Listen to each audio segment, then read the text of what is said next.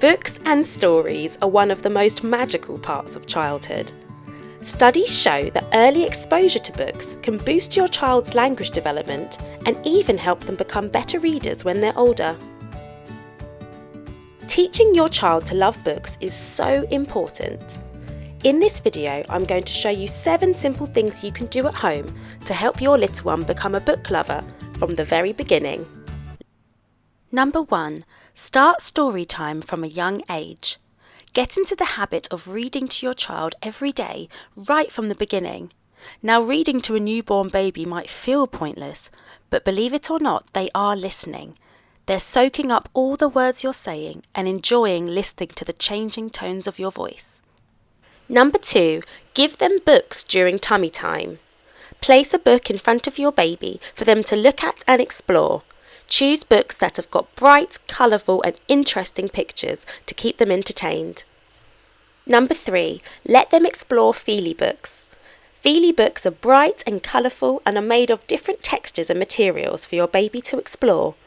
They're pretty much indestructible, so they're perfect for baby to have during playtime. These are also great for building fine motor skills.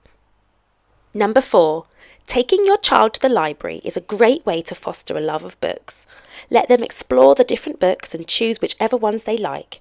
And the best thing, it's completely free. Number 5. Enjoy books as a whole family and talk about them regularly. Try to make reference to books that you've read when you're out and about or during daily life. For example, in the garden you could say, "I wonder if we could find the hungry caterpillar." Or if you see a tiger at the zoo, you could say, "Oh my goodness, is that the tiger who came to tea?" Or in the woods, you could say, "I wonder if the gruffalo lives here." Or out on a walk, you could start chanting, "We're going on a bear hunt." Let them join in and spark their imaginations. Number 6. Even if it's just for 5 minutes, let your child witness you reading for your own enjoyment.